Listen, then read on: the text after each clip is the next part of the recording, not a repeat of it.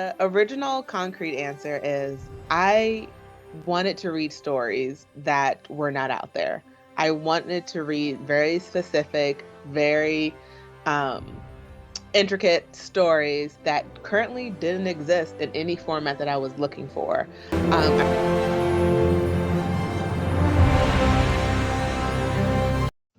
What's going to buy Webster Style, the man, the voice, the fragrance. And I don't know when you're going to see this because you may actually see this before I actually met her for the first time at BlurCon. But we're here with the wonderful author, Andrea Rose Washington. Andrea, how are you doing today? am doing amazing. How are you? I'm doing good. It's been a weird day, but I'm still breathing and I'm still here. And Hmm. I, I will not complain. I could say I can't complain. I really can't because I'm really fortunate and blessed in that regard, so I'm thankful. But yeah, it's been an okay day. So I've been excited to talk to you. Met you formally at BlurCon. I know I've probably seen you around, but as you know how these conventions are, you're kind of going from here to there, and you're like, I didn't get a chance to meet that because I think there are probably two other cons that I've been at that you were there. And by the time I was said and done for it, it was like I realized you were like on my list of people I didn't get a chance to talk to that I wanted to. I was like, okay. Luckily, I had the opportunity to talk to you at BlurCon, and then we were able to set this up afterwards. So I was very thankful for that. So tell us about your origin story. How or why did you become a writer? So that is a fun question. Because sometimes I feel like my answer always changes depending on the mood of the day. But the original concrete answer is I wanted to read stories that were not out there. I wanted to read very specific, very um, intricate stories that currently didn't exist in any format that I was looking for. I wanted to see myself as the main character.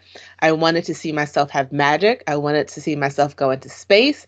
And I wasn't seeing those stories with people that looked like me in the forefront. We were always the best friend. We were always the side character. We were the disposable girlfriend or Right. boyfriend until they found the love of their life. And I just wanted to be the main character. I always wondered when I would read a book or watch a movie. I'm like, well, I wonder what that main character's life is like, or what that character's life is like as the side character. So I decided, since I could not see it, I had to write it. So that's how I became a writer because Well, I wanted to see the stories. that makes sense. I think that is a similar story you're going to hear from a lot of creators of color. Hmm. I know even me doing this, while it wasn't because I didn't necessarily like want to create something, I looked in certain spaces as far as how men were depicted, and I didn't see us. And that's kind of through a series of conversations and whatnot. That's how the whole Webster style thing was even born. So yeah, I think that's a very common element a lot of us have when it comes to that. Yeah. We just want to be seen, Yeah. just like everyone else. Yeah. And I think a lot of it is, and I think this is something that um, when you have certain stories with certain sort of archetypes told for so often, certain people don't realize there's a homogeneity to it. Hmm. Um, and really, when and I say people of color, women, people who are not in that homogeneity, they notice that they are not represented. And I not to diverge on the topic a little bit, but currently as a game out called South of Midnight, Hmm. which so far I've only played a little bit, but I've been excited for the game for a while because I've it bought it. I told. have not played it yet. Okay, see, I I still have an Xbox One, but I have Game Pass Ultimate, so I've been streaming it through cloud. So I'm like, okay, I'm not when I do purchase an Xbox Series X, which is excuse me, Series S. I'm not buying an X right now, but I'm gonna get one hopefully by the end of the year. That's my goal. But I plan on purchasing it because it looks like it so far it's an amazing game. But I don't understand the conversation surround it. It is like it's a very authentic story. It's a different story. It's a different protagonist. a section of America, culturally speaking, that we don't see too often. We've seen, things like Eve Body and whatnot, as sort of like down Mhm. south sort of magical thing. But it seems like when we do have those characters, certain people get upset. And I don't understand why. I really don't understand why. I don't understand it because people having something that represents them doesn't take away from anyone else having Exactly. that. Um, doesn't take away from any of the millions of IP that are out there Right. that don't feature us. So us Right. having a original character, a game that was made specifically for us, that feature people that look like us, does nothing to take away from the all the other games and Right. movies and TV shows and books um, that exist that don't feature us as the main character. Right. And it's an argument that I just don't allow. I don't listen to. Yeah, I don't listen to. I am flummoxed by it because in our spaces, rarely ever, and it's funny, in some of my podcasting, the person who is screaming about the lack of diversity or the pushing of an archetype, it's always the white guy, which I find really funny. He's the one who's most upset. But I don't find in our spaces for the most part, we're talking about, oh, it's another buxom blonde again, or oh, it's another chiseled marine looking white guy. It's like, no, who's the character? What's the character about? Does it fit the story? That's all we ever care about. I don't think that most of us really care. Like, hey, is it a good story? Okay, great. Who's the Mhm. main character? Great, cool. I don't care. There was a game called The Gunk, and the protagonists were was a black female again. And I think I've never finished it. I've really enjoyed it. Just I think I got stuck in one point, just never got back to it.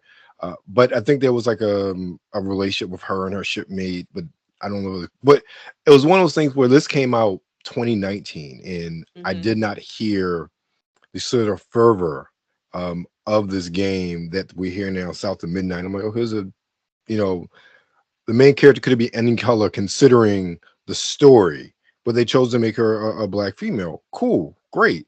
I wanted to play it. Why? The black female. It's a different sort of character. It makes me want to really understand the story of these games and play these games to get a better understanding. When creatives like yourself choose something different, choose to tell different stories with different people where we don't have those stories typically. It's a it's a concept I've come across a lot. At conventions, I get a lot of people who see my work and they wonder. I've had this question before. Oh, so why did you make her black? And a lot of the world, and I don't know why this is. If Mhm. the character has to be a different race, there has to be something in the story that culturally makes them that race. Otherwise, they always go to the default. And I am a DMV girl. I am from DC, Maryland, Virginia, born and bred. And I grew up seeing myself everywhere. So my Right. main character is black because black people exist. Because we are in this world. I had like principals, teachers, best friends, all my friends. Um, it's an everyday thing. There was no explanation. I never had to quantify why certain people lived where they were because that was just an everyday thing for me. And so when I wrote my stories with that mindset of that DMV girl Right. mindset. Well, where is she from? America. Oh, so did her parents immigrate? Like I've had these questions before, and it's like, no, she's my characters are black because black people exist in this world, and you don't always have to make some reason of saying, oh, they're from this specific country or they're from this specific island. When it comes for any person, a person of color, to quantify why you decided to make the main character a person of color. Right. And I've noticed that whenever not whenever, but I've noticed there has been an uptick of people having to explain away their like readers would try to explain away why a main character is a certain race to make it fit in their heads. Like, oh well, of course the person's black because they're from this country. Well, why can't that be the same answer if they're from the Exactly. US? because I'm also from the US and my family has been here since the 1600s. So Right. Black people exist. And it's a very interesting thought process that I don't always think everyone realizes that's where their mind goes to. Because I've had people ask me when I do sci-fi, oh, is it Afrofuturism? No, it's sci-fi. And I Right. understand why you're assuming it's Afrofuturism, but it's sci-fi because I didn't write any of that into my character. I didn't make it to where it had to be specifically she was from an African country and that is Right. why and she's going into space and that's why it's Afrofuturism. Like no, I'm not going to water down Afrofuturism by saying my part is a part of it just because my main character is Black. And I feel like assuming because a character is a certain race, it means they have to be specifically fitting into a box that fits other people's understanding of why a main character is the main character, is the race that they are. I hope that makes sense. No, that makes perfect sense. And to speak on that, what I don't understand, much like you, I don't understand why that question comes up because I'm thinking as a creative, most creatives they speak from their own voice when they're creating. So why wouldn't look you're a Black female, why wouldn't your characters be Black? That's who you are, that's what you know. Most authors write from what they know first and foremost. That's where they come from, and they're the most authentic. Even when I've created things in the past, I've created from people that I know, things that I know, myself, and put myself in certain characters that I've created because that's what I know the most. I know the people around me, I know the world around me the most. I not saying I couldn't write something from the viewpoint of just going back to I went to a high school function past day. You know, 40-year-old white guy from Ellicott City who has been around the Baltimore area his whole life and has all these friends and whatnot that he's known since grade school because they've gone lived in the area and gone to school together and they've still connected with wives and kids and whatnot. These are stories I heard when I went to the little pre-reunion thing I went to. I can understand that. I Mm-hmm. can write a story about that, but that's not my experience. And I think the most authentic comes from your own experience and your own sort of fantasy in that experience as well. I agree. It's people are not a monolith. Exactly. And I don't know why and I can only speak from my experience and from Mhm. questions and reactions I have physically gotten at conventions. I, d- I I'm hoping that with my writing, I'm broadening the minds of people's expectations when they pick up a book from a person of color. Mhm. That they don't put us all into one category of what the story is going to be about, what themes are going to be in there, Right.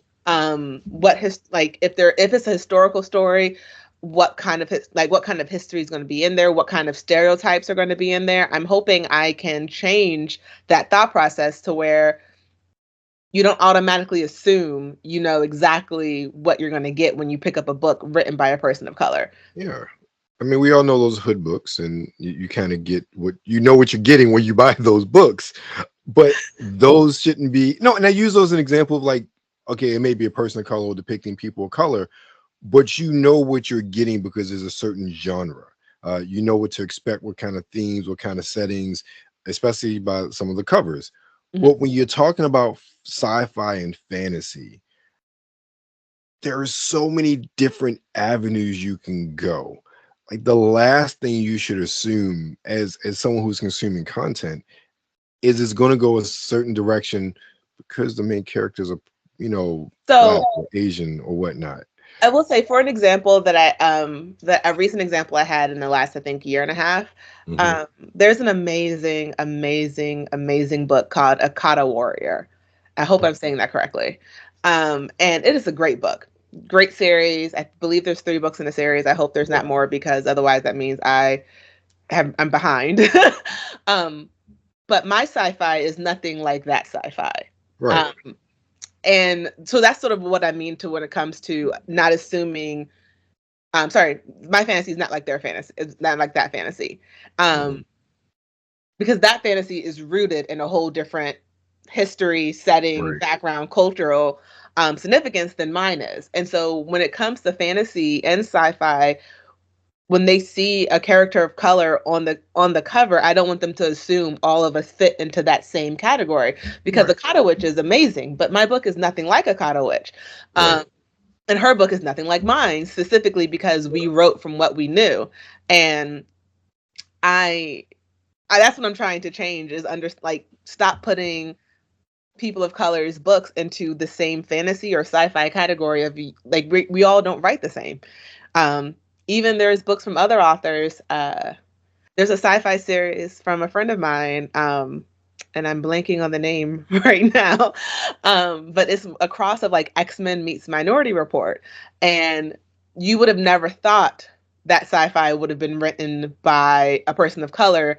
Um, when you're reading it, like you would know, but you wouldn't assume it from just looking at the cover. You wouldn't put it in you wouldn't put it in the same category, and I want that. I want that unknown aspect. I don't want people's biases when they come and pick up like, oh, I know that's going to be about that's not the type of sci-fi I read. It could be. It Right. very well could be. Just pick it up and try. Exactly. Exactly. Now you talk about your fantasy. Mhm. What's the first book you wrote? The first book that I wrote is a mouthful. That's what a lot of people tell me. It's called Adalithiel. Okay. It is about a young girl named Sasha and her best friend. They're on the run from a magical hit squad for a secret Sasha doesn't know. But when her mother tells her to run to an aunt that Sasha didn't realize existed, she knows it's up to her to save her family from a secret that's been killing them for generations. So how did you come up with the name? So I used a lot of different search engines, Hmm. and I was trying to. I'll be real. So first, here's a cover so everyone can see what it looks like. um, to be real honest, it had a whole different name for like the first 3 years of its existence. It took me 5 years to write that first book Okay. because I had no idea what I was doing. I was writing in between my full time job. I wasn't set on the storyline for a very long time. Um, and so it was originally called Numi, Numi. Hmm. And I realized that was the name of a tea brand that I loved. And I was like, oh, that is why I fell in love with that name because I didn't realize it was the name of a tea brand. So I was like, well, you need to change this. And that thought made me realize I needed to change it into something that would not come up with something else if they Googled it. And so I honestly used like a search engine to try to find different random words. And this is a hodgepodge of like 4 different words Okay. that and I liked the way that it sounded and I like slept on it for a couple days and that just felt like the world when I would look at the drawing that I made of the original world. I hand drew it, put where all the towns were, how they were how Sasha and Cassie were escaping and where they were going and their whole journey. And Adalithea just felt like the right word when it rolled off my tongue, like after the 100th time. Now, is there any meaning behind the name since it's more of a hodgepodge? So I wanted something. So Adalithiel takes place in a fictional world, but it's in modern times, and so I wanted something that gave that fictional feel to it, that gave it that fantasy world feel to Mhm. it, that made you think there's something more to this word. There's Right. something more. So it actually stands for the world that the book takes place in. Okay. So it is the name of the world where Sasha and Cassie live. Okay. And I just wanted something that was mystical and fun and sort of just let people know you were about to go on a journey. Well, it certainly conveys that. Thank you. So, and you also have your was it Elendil Elendil, series? yes. Elendil, yeah. So tell us about that. There are two books out. You're working on the third one. Yes. Okay. Let me back up. Okay. So, Adalathea. Yeah, Okay. Adalithea. After you finish that, did you find it easier to produce your next books? So it was definitely easier to write them. Okay. Um, it wasn't any easier to get out of my head when it came to second guessing. Okay. But that process was a lot faster than it was Okay. with Adalithiel. Like from when the moment I would start writing a book and to finishing it after that first book, it took me about a year Hmm. from outline to finishing the first draft at least. Um, that's the one process I don't really rush that much because I noticed that whenever I'm trying to rush the story, my characters will yell at me and say, "Hey, hey, hey, hey, stop trying to just finish our story, tell our story."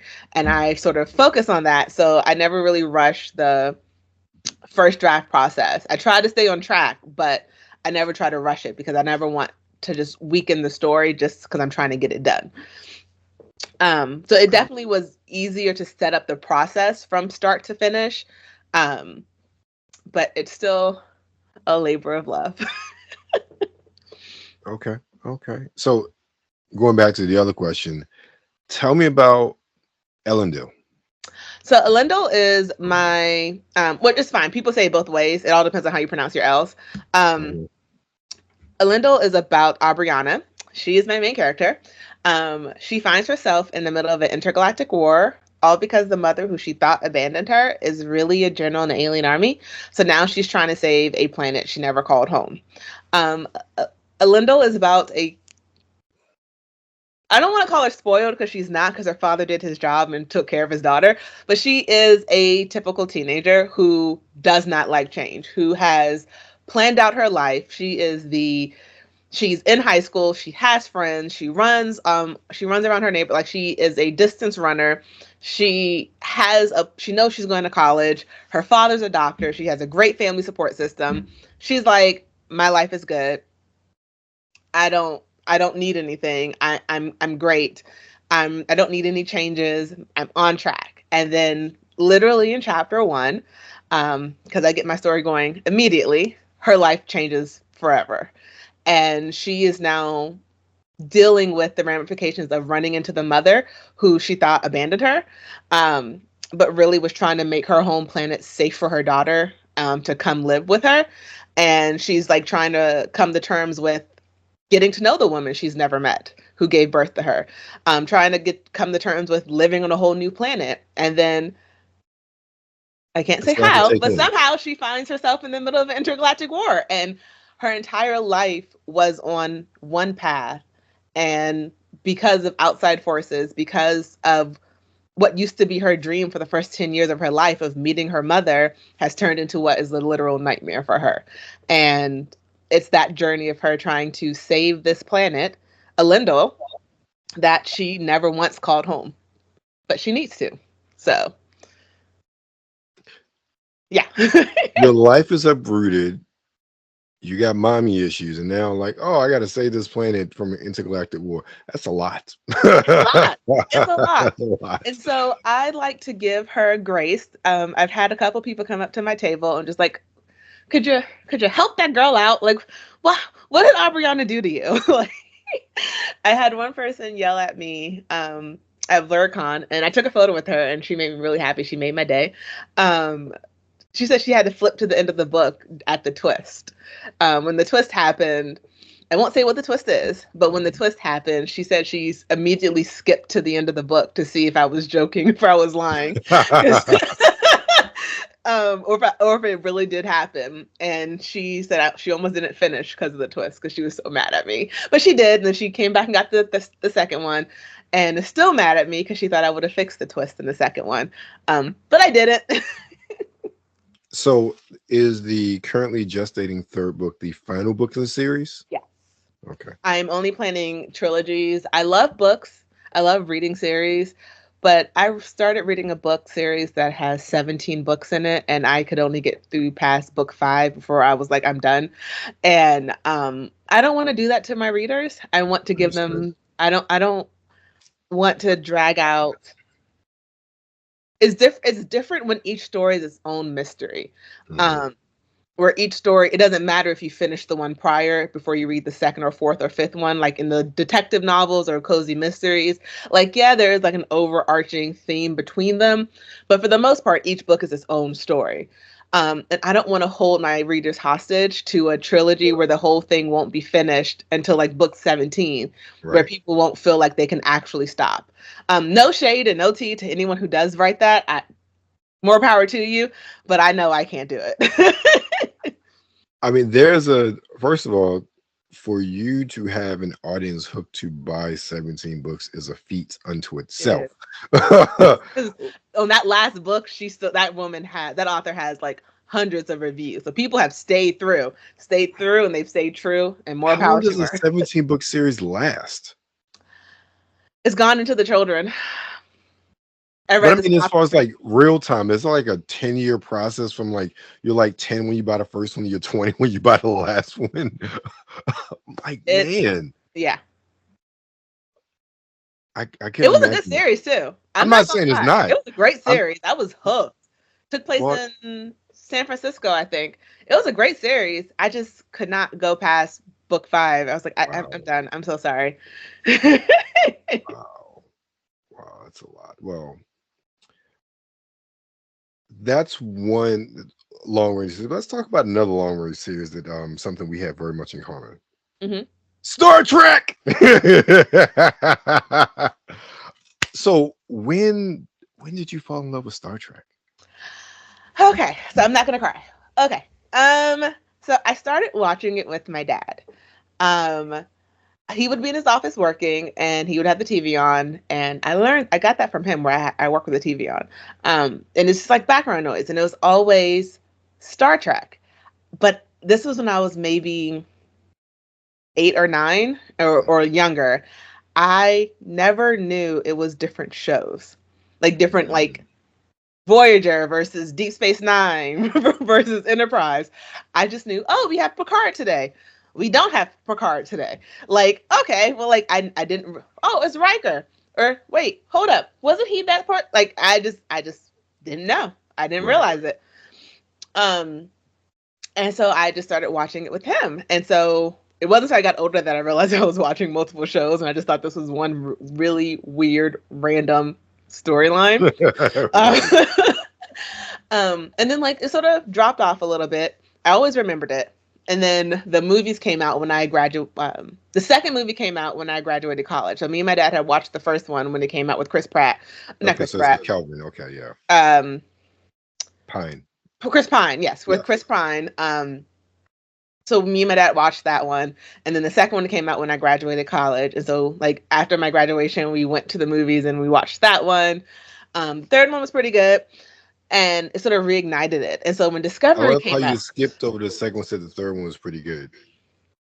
no, the second one was good. The second one was God, yes, it was good. And the fact that they switched it, I was like, on who died was no spoilers, but the fact that they Look, switched it's it was what? amazing. It's what, 15 plus years now? We can do Ah, spoilers. maybe 10 plus years since I've been in college. Let's not say I'm that old. I'm joking. Um, but yeah, so then when Discovery came out, I was very intrigued by Ah, the show. And then so I started rewatching it for the podcast that I used to be the co-host of. right. Trekkie and Beyond, a Star Trek podcast, giving them a plug because I still love it, even though I'm not on it anymore. Great podcast for Star Trek. And we sort of just went through all of Discovery, Strange New Worlds, Lower Decks, Yes, sir. and it was it was such a great new, not retelling, but just a new wave of Star Trek fans started coming out, and I started Yes. seeing the resurgence of people loving the show and trying to boldly go where no one's gone before. And though I never agree with the Prime Directive, I never agree with it. Tell people, which, like, I said this on the show, and I'm going to say it here now. If there is someone out there waiting for Earthlings to get light speed before you contact us, ignore that. I request you come down now. I would like to meet an alien before I die. That's my goal. I, I, I, I definitely feel you on that one.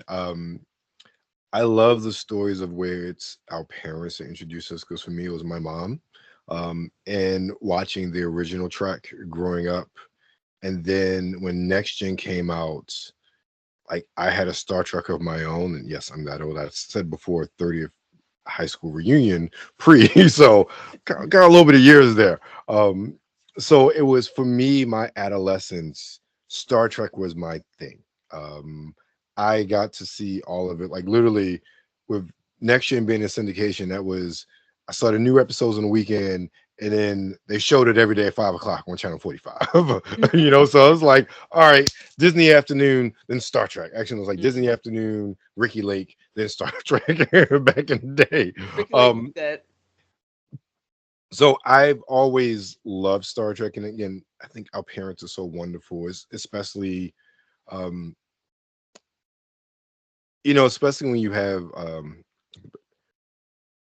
your parents weren't always allowed to be themselves, and the fact Yeah. that they were able to be us, be themselves with us, and for us to be able to enjoy and learn about sort of the things they love. It gives us a certain window into them. So that's why I love, especially the original track. My mom, she's like, "What do I call you?" I said, "You call me one number one, mom." I said, "Why?" Because I'm right. I'm like, exactly, because you my number one. That is adorable. It is. It is. So like we have that bond there, and while her Trek watching stopped probably really after Next Gen, I kept on with Deep Space Nine and Voyager. I still have to go and watch Enterprise. I refused at the time because I'm very anti prequel in Mhm. general. That's also why it took me a while to get into Discovery. Um, but Strange New Worlds is like the best thing ever. It is so like this is not a Star Trek podcast, and so I will not get into my deep You can dive. do it. We can I talk just about feel whatever you like want. if Discovery kept the episodic formats that Strange New Worlds had and did not do season arcs, Mhm. Discovery would have had a much different like welcoming from people who did not care about the lead being a black woman. The season long arcs and story arcs of how every single episode had to give us one little clue where we had to spend the entire episode figuring out what was the one part of it that mattered. I'm not gonna lie. I still don't believe season 3 of Discovery exists because I hated the ending. They wasted the Mhm. entire season on that ending. I still to this day don't believe they should have done it.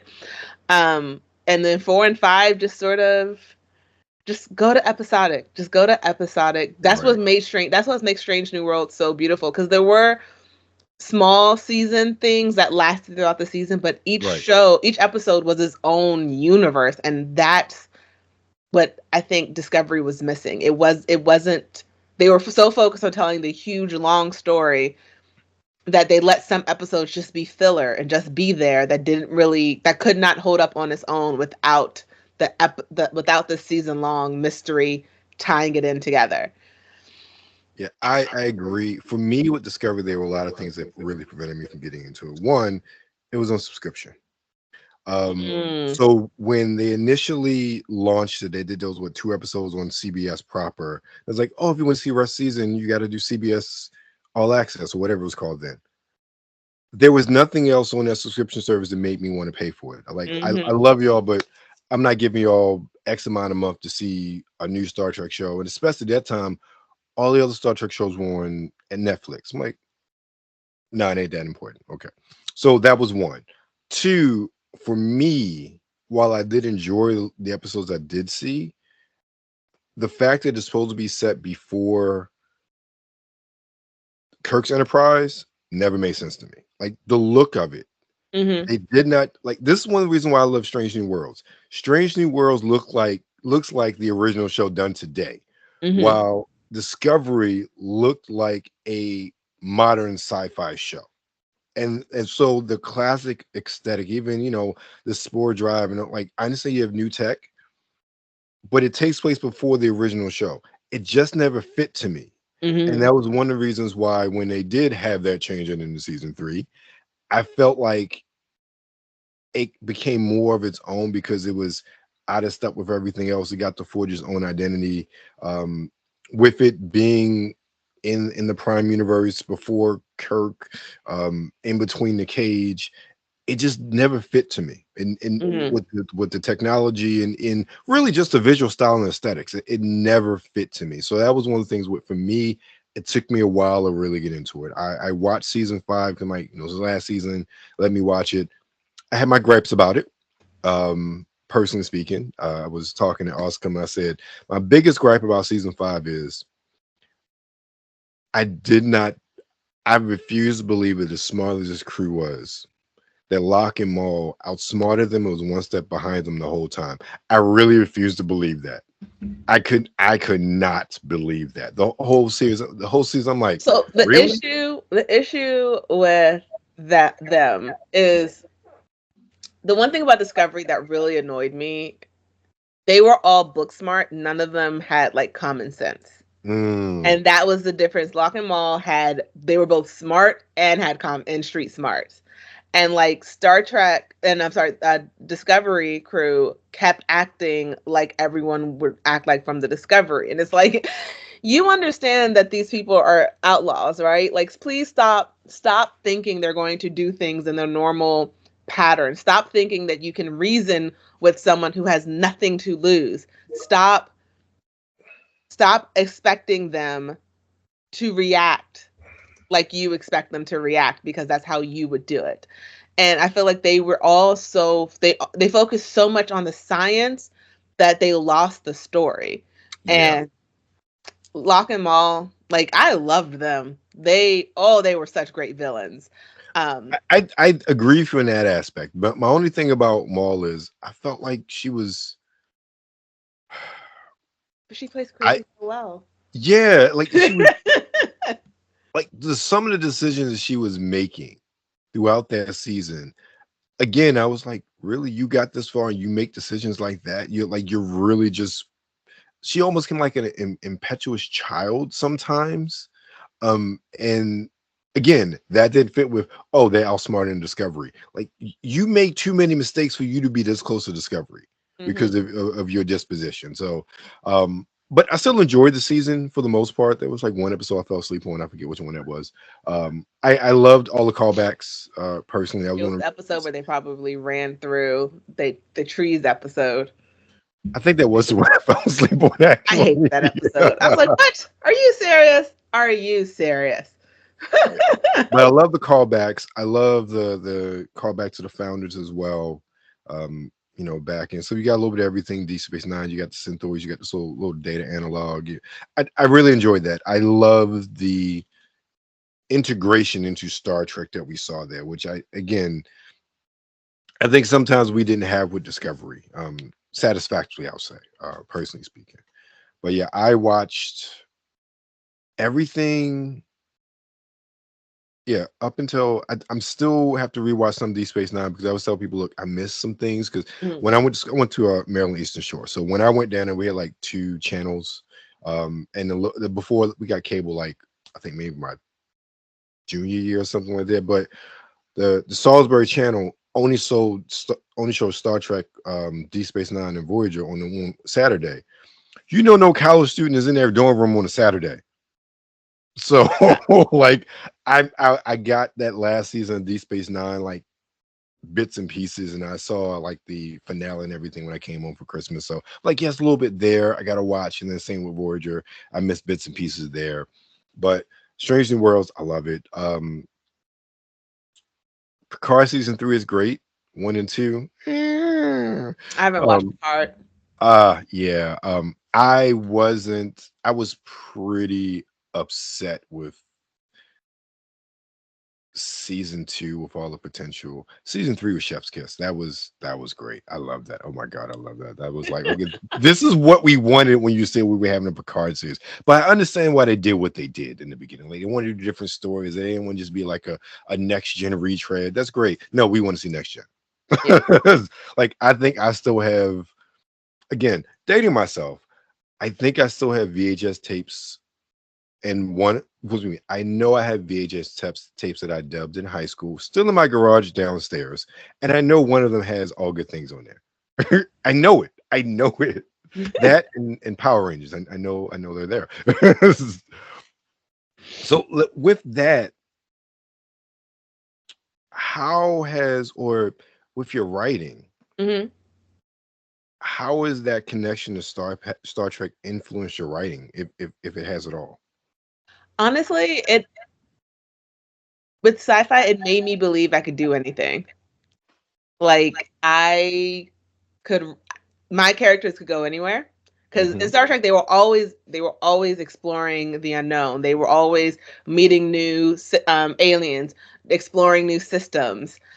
It didn't limit my idea of what space could be Right. to what were in science books.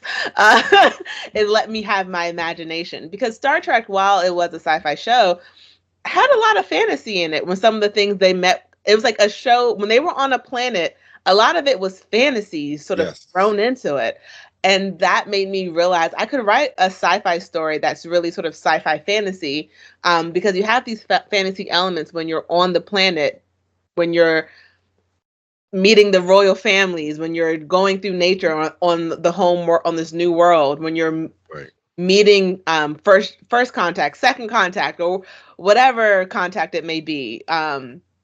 Going through the markets, it has like the markets that you always see on like sci-fi on Star Trek shows always seemed more like right out of an medieval Yeah. castles market. Even So thinking like Accountant Farpoint, exactly. That market is very much like out of something like of Aladdin or medieval, or, yeah, yeah, definitely. and so it just made me realize my sci-fi didn't have to be so heavily science based and based Mhm. on the ship. Like, oh well, because a lot of my book doesn't take place on the ship. It takes place on that planet. And it was because of Star Trek that I realized it doesn't have to fit this mold of people always in tactical gear, always holding futuristic weapons, or always talking about some futuristic tech. Right. It could just be a random person who lives on another planet. That is the sci-fi element of it. They have Right. ships that get you there, but it's everyday life. They to them, we're the aliens. And so I that's how it influenced it. It just made me realize there wasn't a limit to what I could say was in space because there's not a limit in Star Trek. They are always boldly going and exploring the reaches and going as far as they possibly can. So, so can she. That's great. I think that's a great way to end it. Andrea Rose Washington, tell everybody where they can find you. You can find me on Instagram, Facebook, or TikTok or Threads under Andrea Rose Washington or Andrea Rose W. I believe TikTok is Andrea Rose W. And then on my website is arwbooks with an S.com. And anything you buy from me, I sign in purple. And if it's not from purple, it's not in purple, it's not from me. There you go. If it's not in purple, purple is the color of royalty. So, Yes, it is. thank you very much. Appreciate you guys. Check her out. Follow on her socials. Buy her books. Bye. Like I said, you'll see this, and you'll also see my interview from BlurCon. Um, one has probably come out before you see this one. I don't know. You'll see a lot of her. Put it that way. And I'm sure I'll Hopefully. be seeing her again at another con soon. Make sure you check out Webstyle. Thank you for your time. Thank you for listening here. And remember, stay safe out there. Be blessed. We catch you guys next time. Peace. Bye.